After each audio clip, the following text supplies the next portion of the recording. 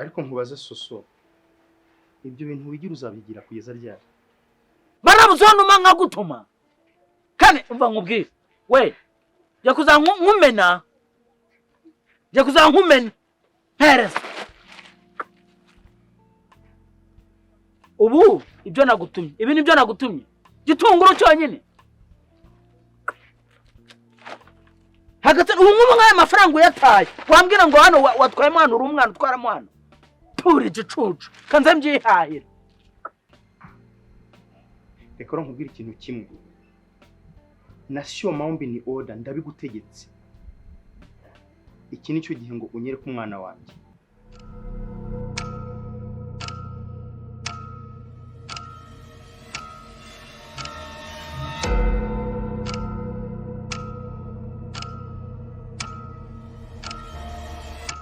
nishimye ko waje mu kirori nateguye asabye ubona ukuntu imitima yacu iteraniramo dore njye nawe twambaye amabara asa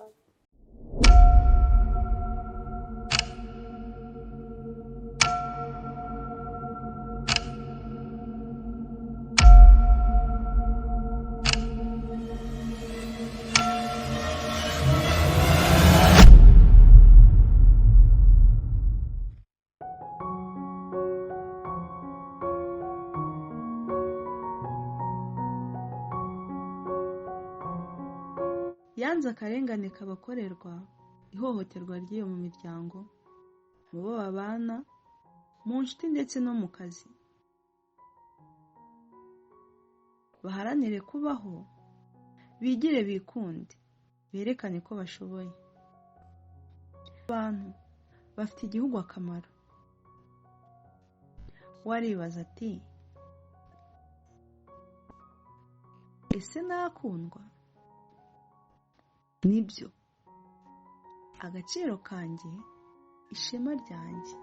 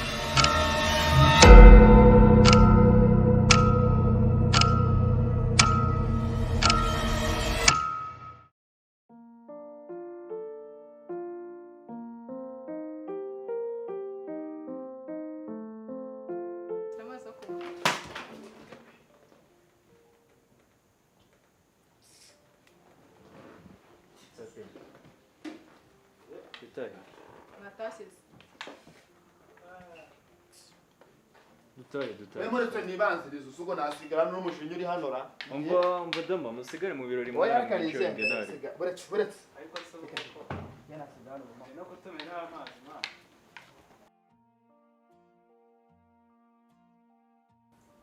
Urabizi neza gushaka Rwanda. Ndabizi ubu ngubu ufite abazungu baradebisheri mu Rwanda rwose. Ahubwo wowe cyacu umuzungu. Aho maze ikigora.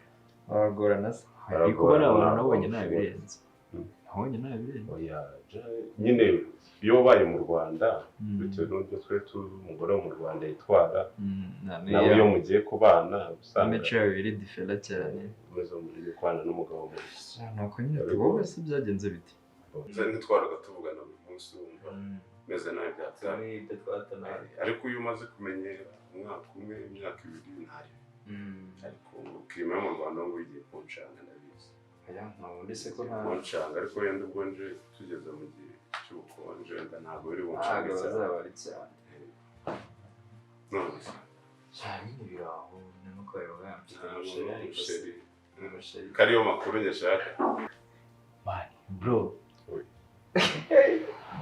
ntabwo nabona uko kubwira kuko n'ubundi abamubona muri iki gihugu ni gake ndetse n'abazungu bagusha nangaje nani mwiza n'icyo nayo abazungu bafite uburanga ariko ntabwo bamushobora ikibazo byawe urahita uzana bya bindi Ntabwo kiga wamushobora. primeri niga nuza nkakwereka sheruka mu waje gutereta gute tuzabizana waje gutereta gute komera ukuri muto unanze kugira sheri cyawabiretsa urabizega ntiwama cyazi yuko nkuyobewe sheri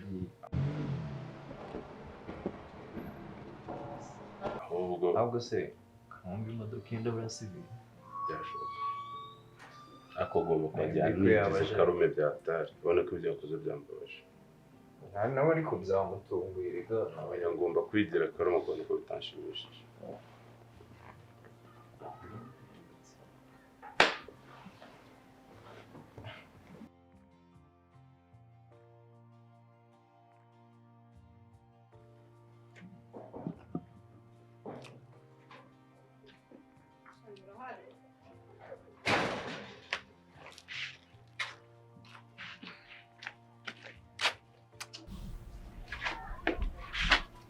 Kuwa mrembo sana.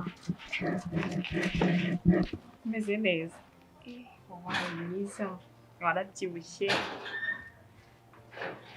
Vakansi yagenze neza. Kandi meze neza. Mbese ibiruhuko biragenda. None se ko mama namubuze kuri phone byagenze ute?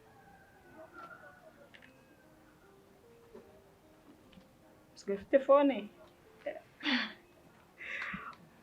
Byagenze neza. Niyo mama yakuguriye. Namubuze. Ndashaka ko tujyana mu itsinda. None nawe ushatse namubuze.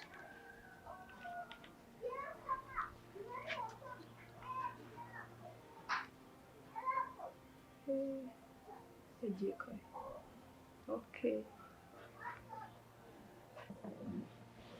Oh, Rashid. Waje. nahageze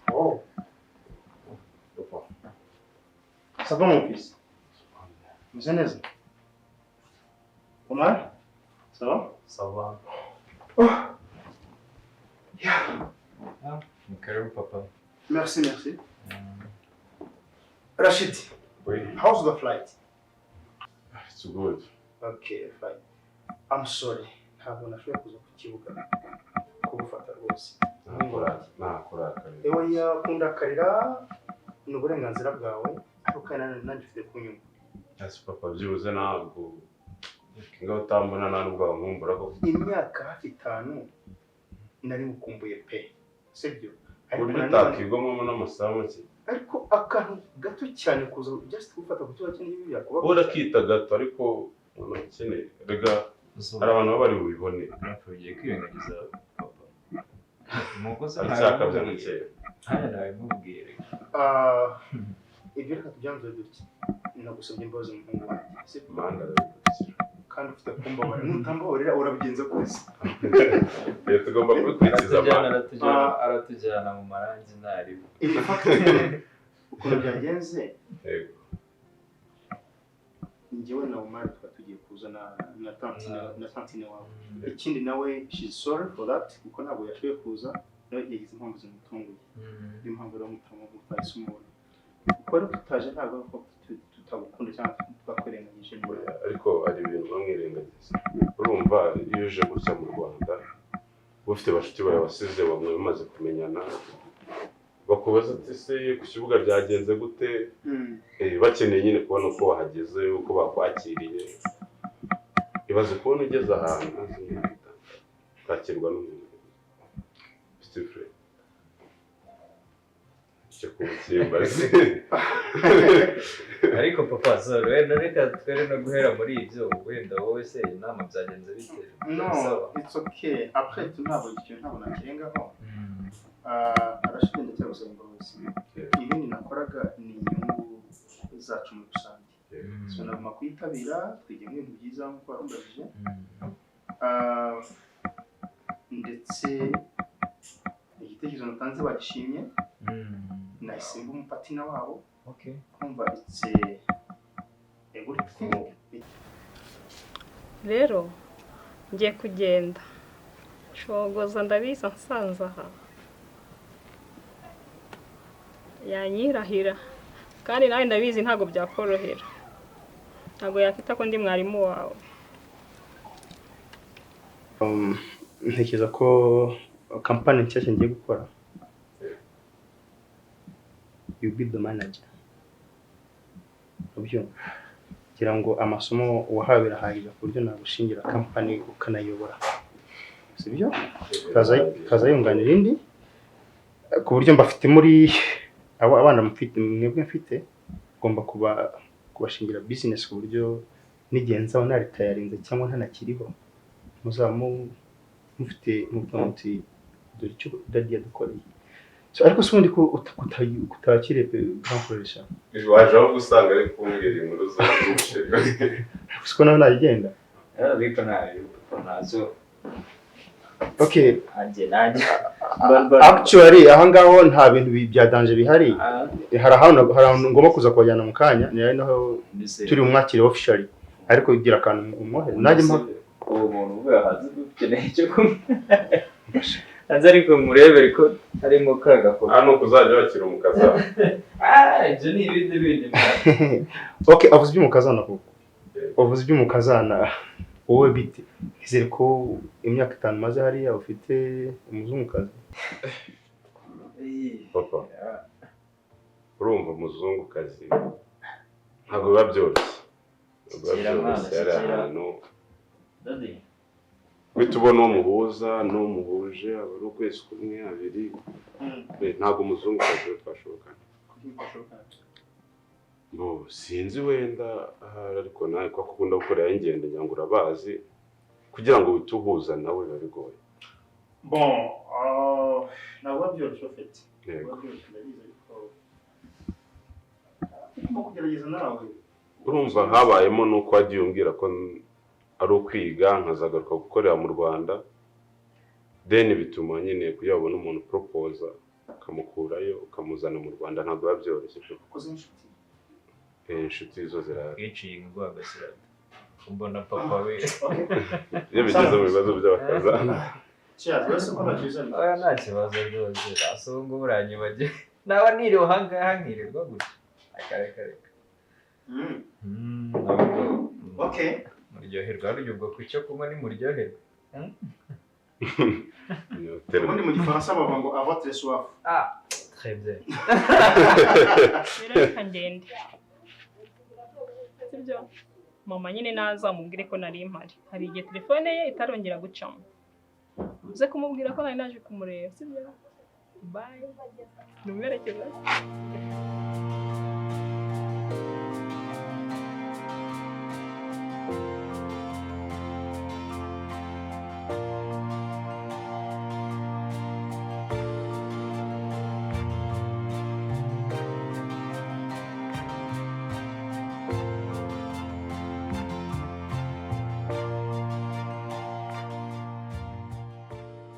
so reka rero nguruke mu gakeya noneho mu kanya turaza aho nabateganyirije hari mu mashaka hari aho nateganyije wewe munyarugero aho wateganyije no turi buke turi bese aho turajya okay fine murakoze twebwe tuzateganyije aha nyuma nabo mwitegura nabyo mwitegura niba muhindura okay nsake sawa mumenye ko iyo mvuze ngo tugende aba ari ukugenda ntabwo kuko ngo njya kwitegura Mzee naje yimuka satona mu abana sinzo nakubwira gese bana yatawe mu bintu bya business umukonso mu Rwanda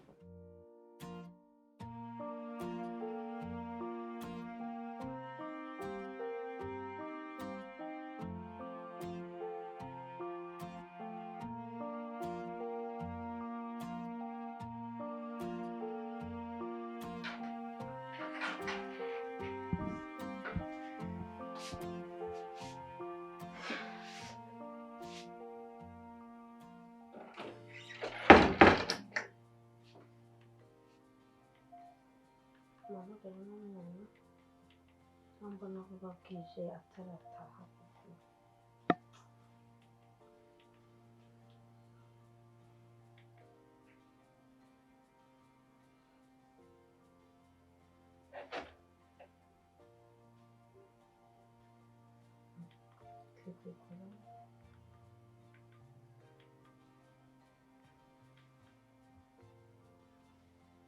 ndakumena ntuzungenzera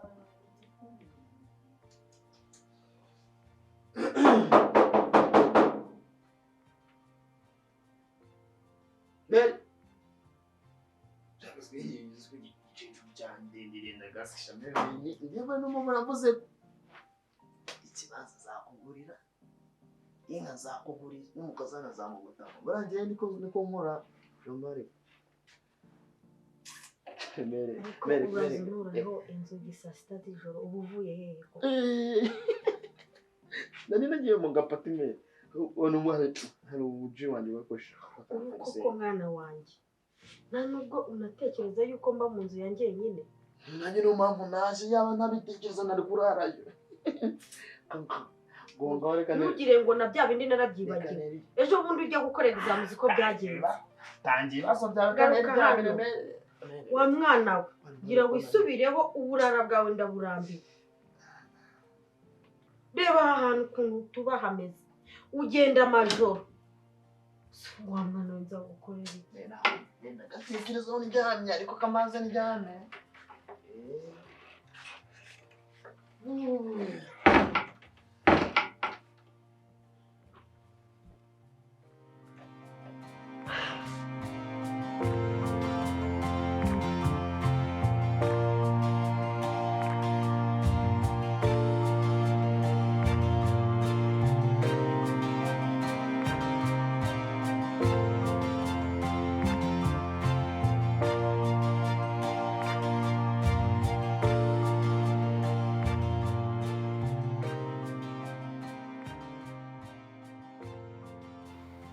Ako mana yanjye ubu koko ibi ni ibiti biri kumbaho umugabo wanjye ari kumbwira ngo nkuremo inda n'ababyeyi banjye bari kunyirukana kandi ngiye gucikiriza amashuri nkiri muto si ubu koko mana yanjye ibi ni ibiti biri kumbaho ariko umwana wanjye ntabwo nzamukuramo umwana wanjye ngomba kumubyara ndabizi azahesha igihugu umumaro ndabizi afite ejo heza